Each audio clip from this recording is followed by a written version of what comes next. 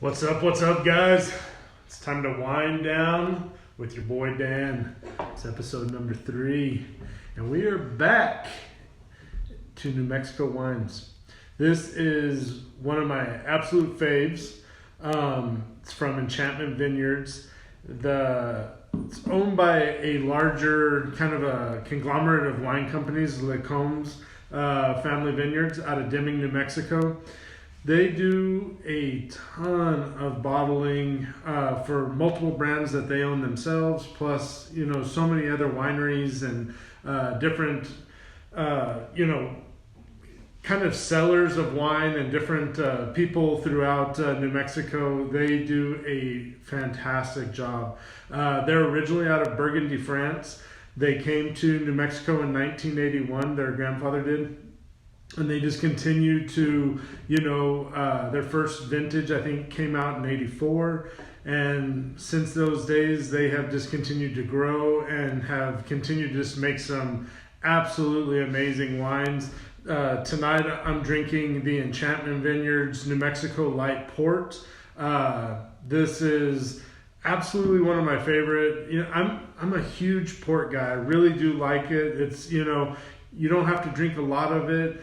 This one in particular has a 17% alcohol by volume. It's got, a good mouthfeel whenever you're taking a drink of it, and just a ton of flavor. I mean, absolutely bombards your senses with flavor.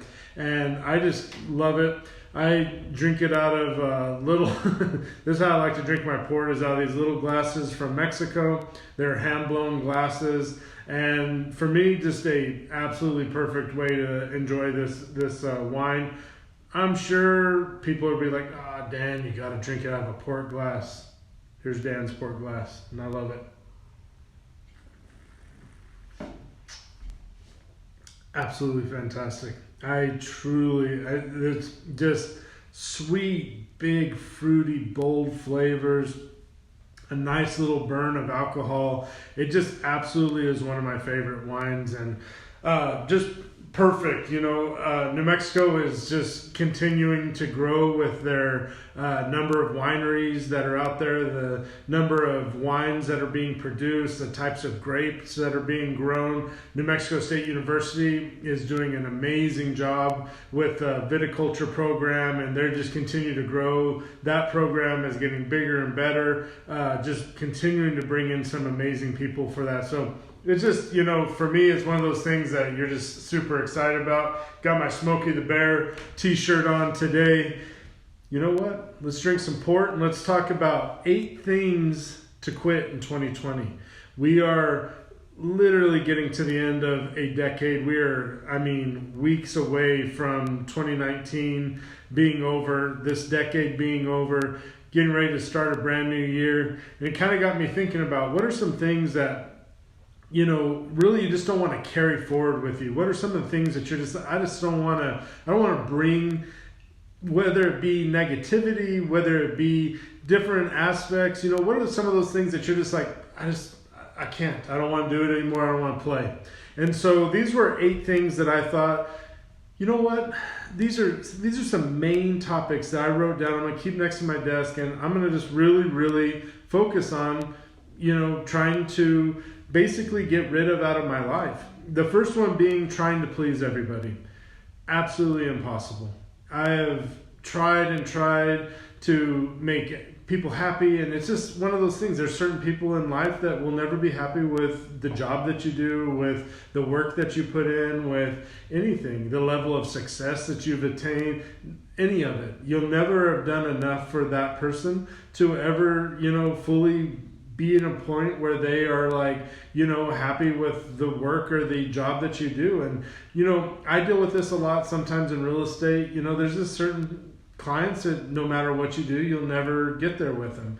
And, so why sit there and beat myself up? Why sit there and, make myself aggravated and frustrated? And, this is with all types of people. It's, business, it's personal relationships, it's all of it. Why sit here and bang my head against a wall of, I'm never going to make these people happy. So in that case, why do I worry? You know what I mean? Why am I worried about it? Why am I got my Garmin watch on, my stress level's high. Why? I don't need to do that. So that kind of brings me to my second point, which is fearing change. And so many of us out there, we get excited and we're just like, oh my gosh, we're going to be, it's going to be so horrible and we're going to change. And, we've done it this way for so long and I just don't even know what to do.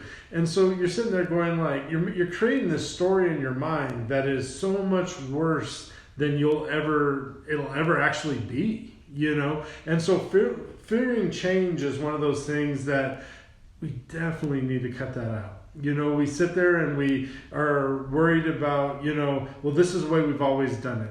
Well, this is the right way to do it. Is it? It may not be.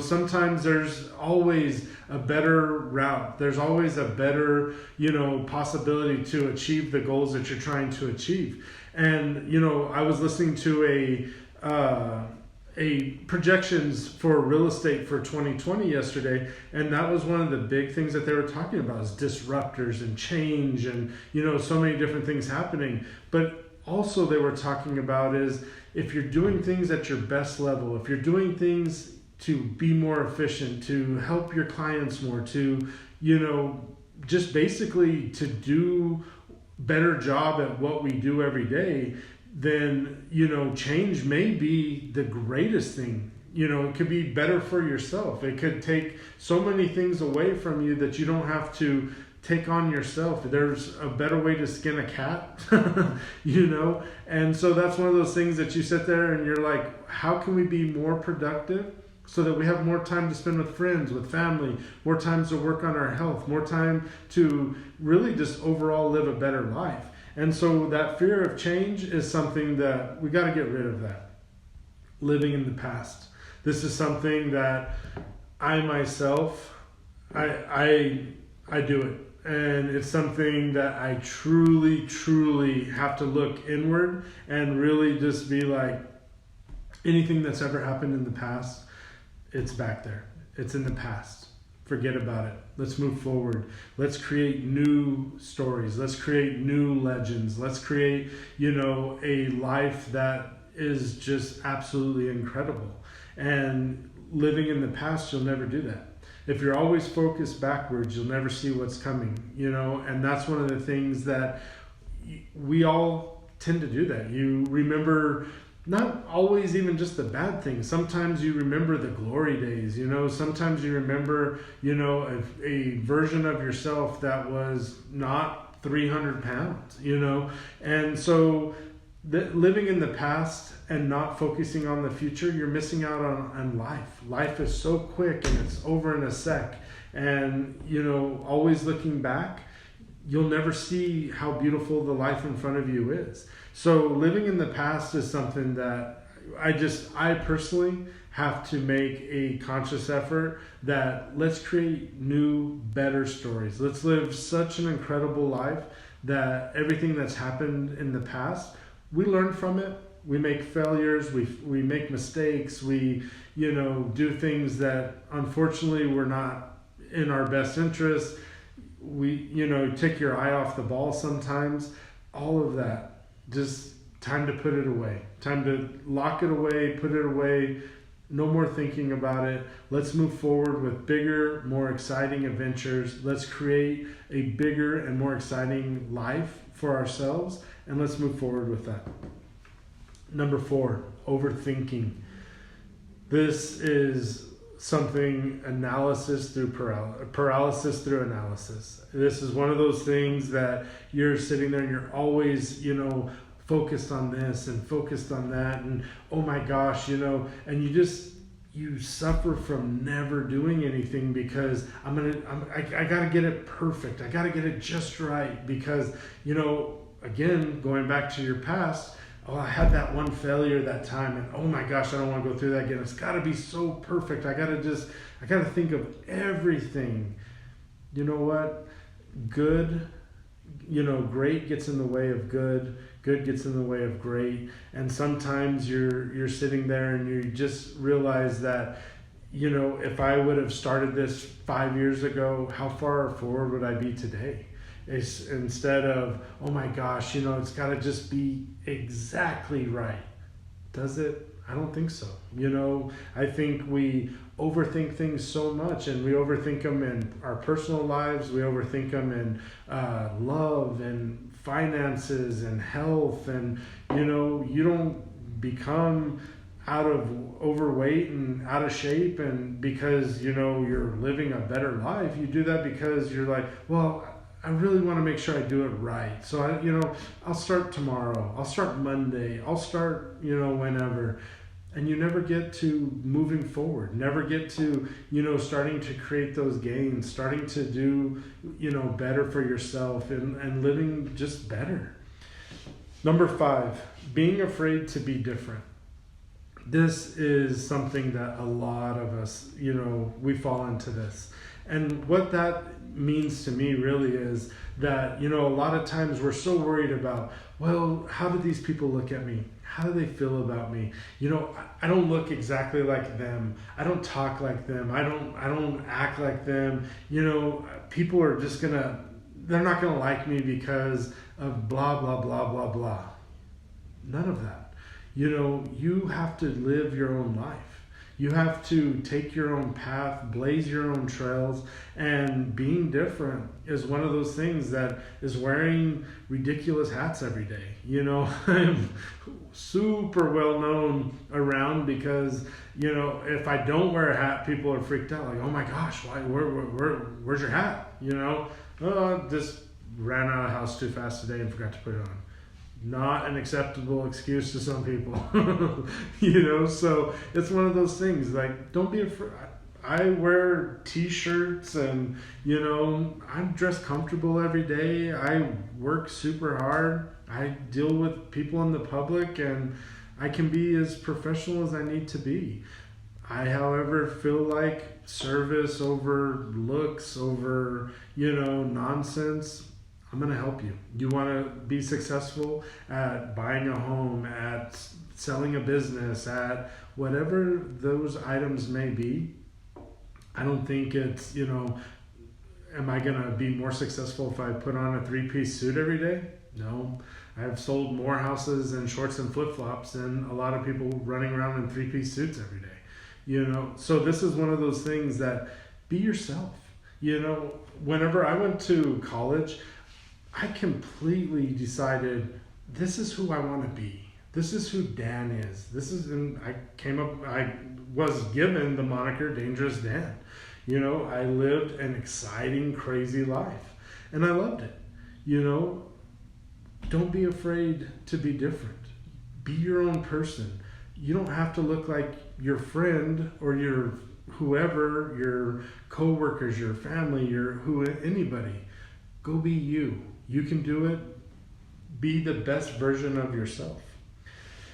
Point number 6 is sacrificing your happiness for others. Now, this is one I am horrible at. I do this, and I honestly, this is the one when I was figuring out all the different things that I'm just like, I'm not exactly sure how I change this part of myself. I truly, I always laugh. I'm Irish, so I'll take a beating all day long. Well, but is that really the way that you want to live your life? You sit there and you put other people in front of you, and you're always like, you want them to be happy, but you forget about yourself being happy.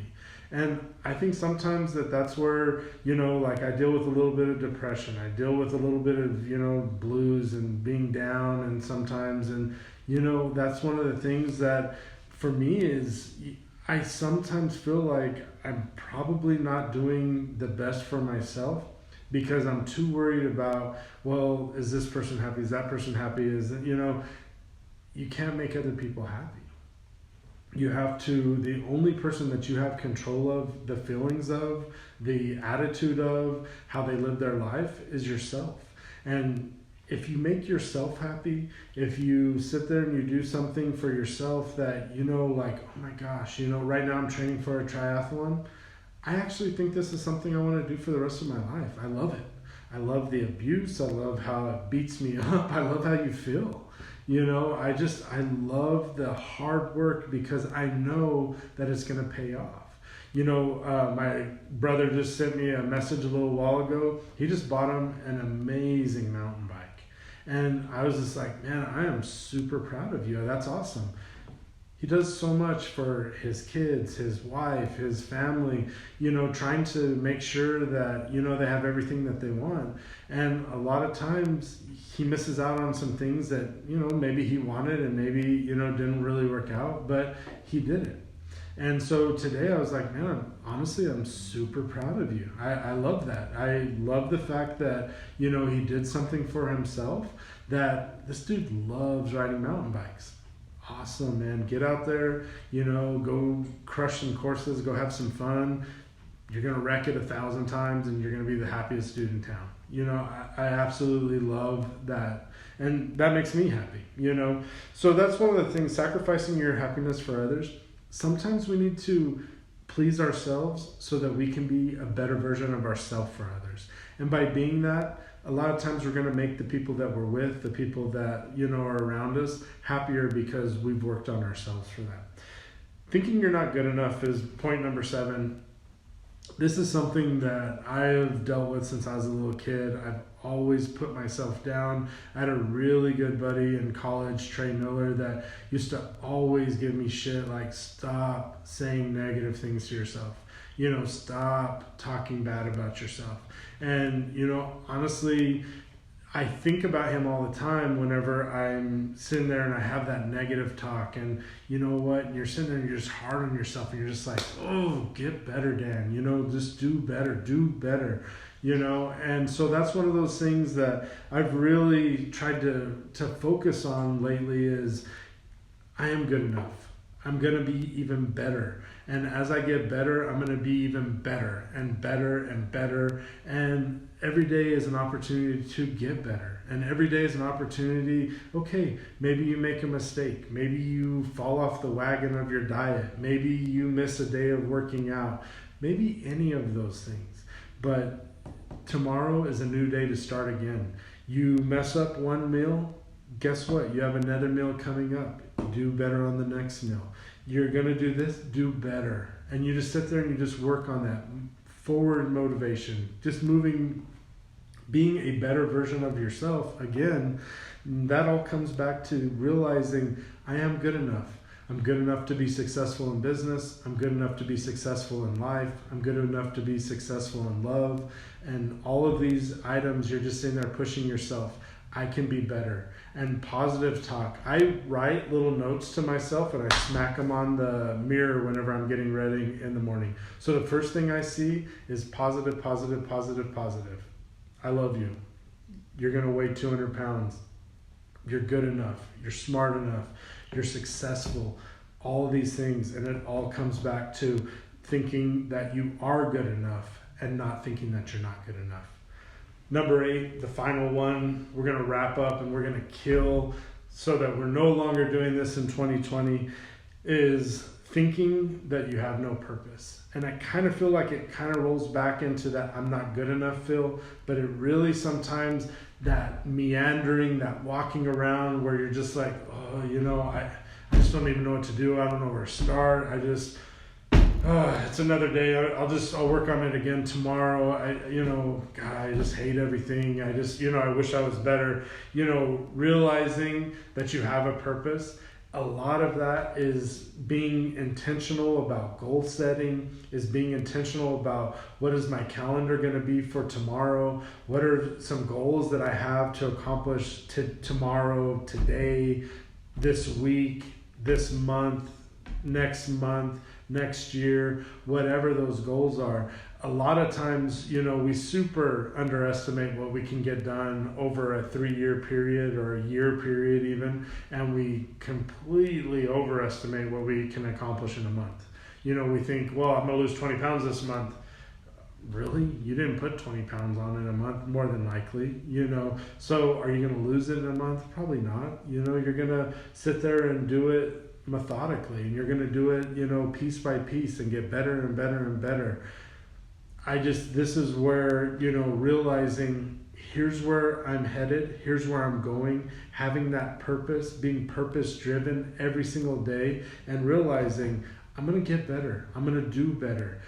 Here's some of my, not even just bucket list type stuff, but here's some of my reach goals. Here's some of the things that I'm going to accomplish. Now, I'm going to break that down, and how do I get there? And okay, it's going to take this, and this. Well, today, all I got to do is this. And if I do this tomorrow, I'm going to get one step closer. And I do it the next day, and the next day, and the next day. And maybe you may never hit that goal, but in a year from now, 3 years from now, 5 years from now, you're going to be so much closer than you were the day you decided to write that down and make it an actual goal. I do something that I learned about 2 years ago now that to me really makes a big difference. And I break my year down into 4 quarters, right? So I have goals, and my longest goal is 90 days.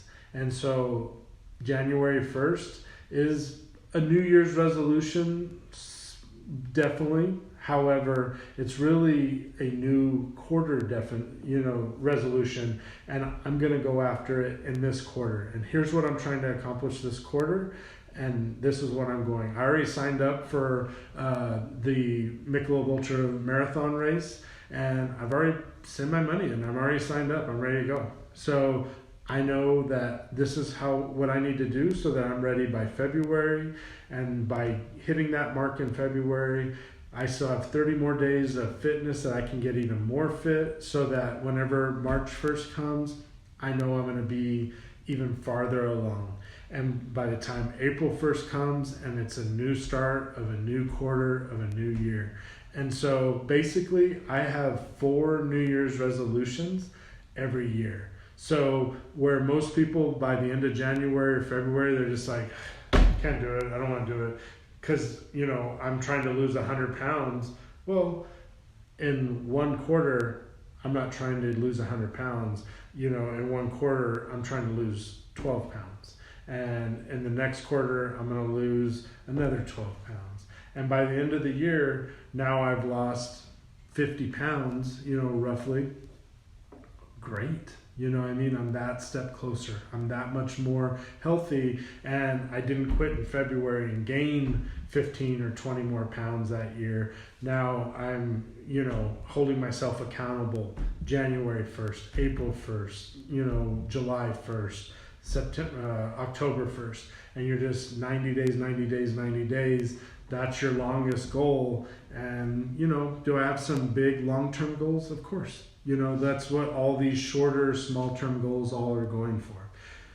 Guys, 2020 is going to be, it's a new decade. It's a brand new start.